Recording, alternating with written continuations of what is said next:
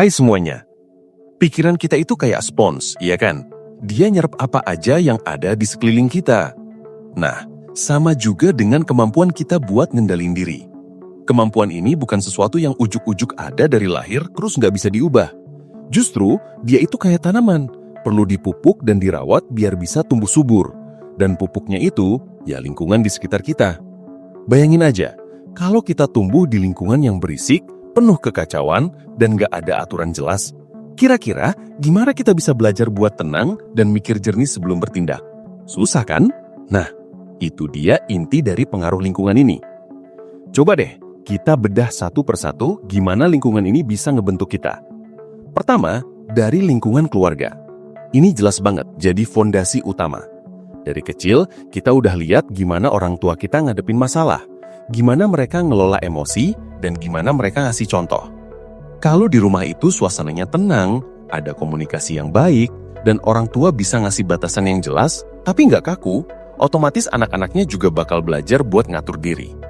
Misalnya, kalau orang tua ngajarin buat sabar nunggu giliran, nggak langsung ngambek kalau keinginannya nggak langsung diturutin, atau ngasih penjelasan kenapa sesuatu boleh atau nggak boleh, itu melatih anak buat ngerem impulsifnya. Sebaliknya, kalau di rumah sering banget ada drama, orang tua gampang marah, atau nggak konsisten dalam ngasih aturan, anak jadi bingung dan susah buat nemuin pola yang bisa dia pegang buat ngendalin diri. Mereka bisa jadi gampang meledak-ledak atau malah pasif, karena ngerasa nggak ada gunanya ngomongin perasaannya. Terus, geser dikit ke lingkungan sekolah. Setelah keluarga, sekolah ini tempat kita ngabisin sebagian besar waktu kita di masa pertumbuhan. Di sekolah, kita belajar banyak hal baru, termasuk gimana caranya berinteraksi sama teman-teman dan guru. Sistem pendidikan di sekolah, cara guru ngajar, dan juga suasana kelas, itu semua ngaruh banget. Misalnya, kalau guru sering ngasih tugas kelompok, itu ngelatih kita buat sabar nungguin pendapat orang lain, belajar kompromi, dan gak egois. Kalau ada aturan yang jelas tentang disiplin, terus diterapin dengan konsisten, kita jadi belajar buat ngikutin aturan dan bertanggung jawab atas tindakan kita. Bayangin aja, kalau di sekolah itu berisik banget, guru jarang merhatiin, atau banyak banget perundungan, itu jelas bikin kita jadi gampang stres dan susah buat fokus. Efeknya, kita jadi gampang terdistraksi, susah nyelesain tugas, atau malah ikutan ngelakuin hal-hal negatif karena pengen diterima sama kelompoknya. Nah, selanjutnya, ada lingkungan pertemanan. Ini juga nggak kalah penting. Teman-teman itu punya pengaruh yang kuat banget, apalagi pas kita lagi di masa remaja. Kita cenderung pengen diterima dan jadi bagian dari kelompok. Kalau teman-teman kita itu ngajak hal-hal yang positif, kayak rajin belajar, suka olahraga, atau punya hobi yang produktif, otomatis kita juga bakal ikutan ke arah sana. Tapi kalau teman-temannya itu suka ngajak bolos, nyoba-nyoba hal yang aneh-aneh, atau ngomongin orang lain, kita juga jadi gampang kebawa arus. Kadang, walaupun kita tahu itu salah, tapi karena pengen diterima, kita jadi susah buat bilang enggak. Disinilah kemampuan ngendaliin diri diuji. Kita harus punya keberanian buat nolak ajakan yang nggak benar, walaupun itu berarti kita nggak populer atau dianggap beda. Gak cuma itu, lingkungan masyarakat secara luas juga punya peran besar. Ini bisa berupa norma-norma yang berlaku di masyarakat, nilai-nilai yang dijunjung tinggi, sampai kebijakan pemerintah. Kalau di masyarakat itu menjunjung tinggi kejujuran, disiplin, dan gotong royong, otomatis kita sebagai anggotanya juga bakal terpengaruh buat berperilaku yang sama. Misalnya, kalau buang sampah sembarangan itu dianggap hal yang memalukan di masyarakat, kita jadi mikir 2 kali buat ngelakuinnya. Atau kalau ada aturan jelas tentang jam malam buat remaja, itu ngasih batasan supaya kita nggak keluyuran dan ngelakuin hal-hal yang nggak perlu.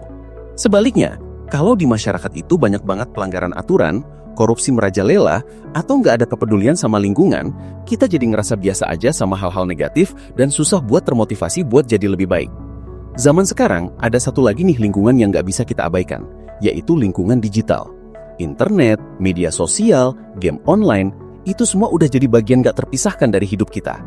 Ini ibarat pisau bermata dua. Di satu sisi, lingkungan digital ini bisa ngasih banyak manfaat, kayak informasi yang gampang diakses, sarana belajar yang beragam, atau tempat buat berekspresi. Tapi di sisi lain, dia juga bisa jadi tantangan berat buat kemampuan ngendalin diri. Coba deh lihat, gimana kita sering banget ketegoda buat ngecek notifikasi di HP, walaupun lagi kerja atau lagi ngobrol sama orang lain. Atau gimana kita bisa ngabisin berjam-jam cuma buat scroll media sosial tanpa sadar waktu.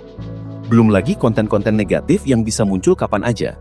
Disinilah kita perlu banget punya filter internal buat milih mana yang penting, mana yang benar, dan mana yang cuma buang-buang waktu. Kalau kita nggak punya kendali diri yang kuat di lingkungan digital, kita bisa jadi kecanduan, gampang terpengaruh sama berita hoax, atau bahkan jadi korban kejahatan cyber. Jadi, sebenarnya, pengaruh lingkungan ini bekerja lewat beberapa mekanisme. Pertama, pemodelan atau peniruan. Kita belajar banyak dengan melihat dan niru apa yang orang lain lakuin. Kalau kita sering lihat orang di sekitar kita sabar, tenang, dan bijaksana dalam menghadapi masalah, kita jadi punya model yang bisa kita tiru. Kedua, penguatan atau reinforcement. Kalau kita ngelakuin sesuatu yang baik dan positif, terus kita dapat pujian atau apresiasi, kita jadi termotivasi buat ngulanginya lagi. Sebaliknya, kalau kita ngelakuin hal yang nggak benar dan dapat konsekuensi negatif, kita jadi belajar buat nggak ngulanginya lagi. Ketiga, norma sosial. Lingkungan ngasih kita pemahaman tentang apa yang dianggap wajar dan nggak wajar, apa yang diterima dan nggak diterima. Ini ngasih batasan dan panduan buat perilaku kita. Keempat, paparan informasi. Lingkungan juga ngasih kita akses ke berbagai informasi, ide, dan perspektif. Semakin luas dan positif informasi yang kita dapat, semakin kita bisa ngembangin pikiran yang lebih terbuka dan kemampuan buat ngambil keputusan yang lebih baik. Penting banget buat dipahami, pengaruh lingkungan ini nggak cuma searah. Artinya, bukan cuma lingkungan yang ngebentuk kita, tapi kita juga bisa ngebentuk lingkungan kita sendiri. Ini yang disebut interaksi dua arah. Walaupun kita nggak bisa milih dilahirin di keluarga atau daerah mana, tapi seiring bertambahnya usia, kita punya pilihan buat milih lingkungan pertemanan, lingkungan kerja, atau bahkan lingkungan digital yang mau kita geluti. Misalnya, kalau kita ngerasa lingkungan kita sekarang kurang mendukung buat ngembangin kendali diri, kita bisa kok pelan-pelan nyari lingkungan yang lebih positif. Misalnya, ikut komunitas yang punya hobi yang sama, gabung organisasi sosial, atau nyaring informasi yang masuk ke otak kita dari internet. Pada akhirnya, kemampuan ngendaliin diri itu adalah skill yang bisa dilatih. Dan lingkungan itu ibarat tempat latihannya. Lingkungan yang positif dan suportif bakal ngasih kita kesempatan lebih banyak buat ngasah skill ini. Sebaliknya, lingkungan yang negatif bisa jadi tantangan berat. Tapi bukan berarti nggak mungkin buat punya kendali diri yang baik di lingkungan yang kurang ideal. Justru disitulah kekuatan mental kita diuji. Kita harus belajar buat jadi lebih sadar diri, lebih berhati-hati dalam mengambil keputusan, dan lebih berani buat bilang tidak pada hal-hal yang gak sejalan sama nilai-nilai kita. Intinya, kita harus jadi pemain aktif dalam ngebentuk diri kita sendiri, bukan cuma boneka yang dikendalikan sama lingkungan. Jadi, mulai sekarang, yuk lebih peka sama lingkungan sekitar kita, dan mulai deh bangun lingkungan yang mendukung buat jadi versi terbaik dari diri kita.